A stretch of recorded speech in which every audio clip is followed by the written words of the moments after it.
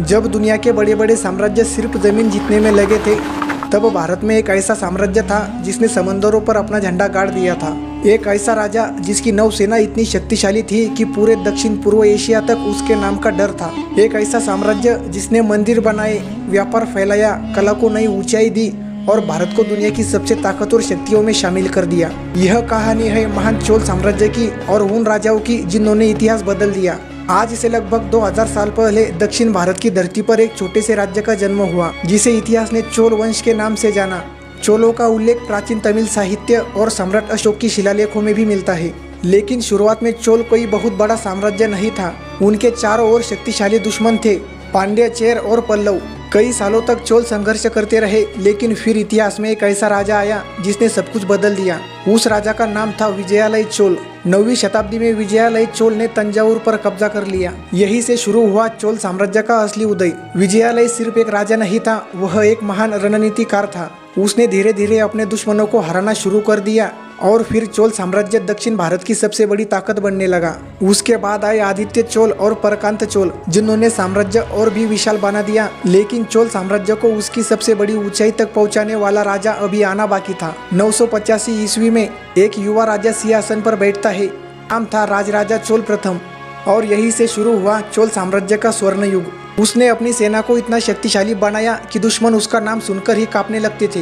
उसने पांड्य और चेर राज्यों को हरा दिया, श्रीलंका के सबसे बड़े हिस्से पर कब्जा कर लिया और पहली बार भारत की एक शक्तिशाली नौसेना तैयार की। उस समय दुनिया में ज्यादातर साम्राज्य जमीन पर लड़ते थे, लेकिन चोलों ने समंदर को अपना हथियार बना लिया। उसके जहाज हजारों किलोमीटर दूर तक जाते थे, व्यापार करते थे और जरूरत पड़ने पर युद्ध भी। राजराजा चोल सिर्फ युद्ध नहीं लड़ता था, वह कला और वास्तुकला का महान संरक्षक भी था।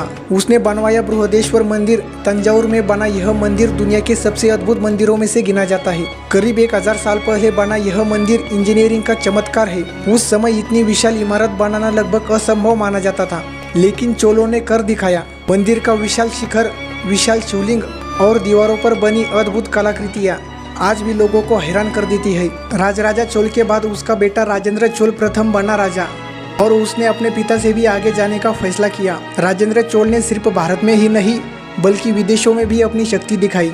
उसकी सेना बंगाल तक पहुंच गई, लेकिन असली इतिहास तब बना जब उसने दक्षिण पूर्व एशिया पर हमला कर दिया। उस समय श्रीविजय साम्राज्य समुद्री व्यापार पर राज करता था, लेकिन राजेंद्र चोल ने अपनी विशाल नौसेना भेजी और कई बड़े बंदरगाहों पर कब्जा कर लिया। यह भारतीय इतिहास की सबसे महान नोवेल कैंपिंग्स में से एक थी। सोचिए, आज से लगभग 1000 साल पहले भारत का एक सबसे महान साम्राज्य हजारों किलोमीटरों दूर पर समुद्रों पर राज करता था। लेकिन सवाल यह है, चोल इतने शक्तिशाली कैसे बने? पहला कारण उसकी सेना। चोल सेना बेहद ही अनुशासित थी। दूसरा कारण उसकी नौसेना, जो उस समय एशिया की सबसे ताकतवर नौसेनाओं में से एक गिनी जाती थी। तीसरा कारण व्यापार।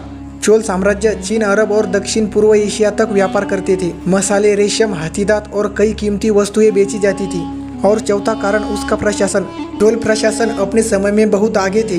गांवों में स्थानीय प्रशासन की व्यवस्था थी, लोगों की भागीदारी होती थी और टैक्स सिस्टम बेहद ही व्यवस्थित था। लेकिन हर साम्राज्य की तरह चोल साम्राज्य का पतन भी शुरू हुआ।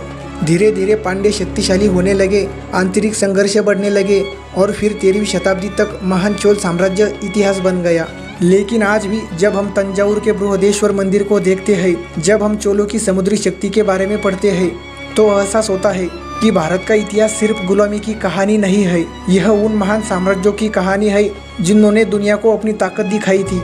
चोल साम्राज्य सिर्फ एक राजवंश नहीं था, वह भारत की शक्ति, कला, विज्ञान और समुद्री सामर्थ्य का प्रतीक था। अगर आपको भारत के ऐसे ही रहस्यमय और महान इतिहास के बारे में जानना पसंद है तो वीडियो को लाइक करो, चैनल को सब्सक्राइब करो और बेल आइकन को ज़रूर दबाइए, क्योंकि हम आपके लिए लाते रहेंगे भारत के इतिहास की वह कहानियाँ जो किताबों में बहुत ही कम दिखाई जाती है। मिलते हैं अगले वीडियो में।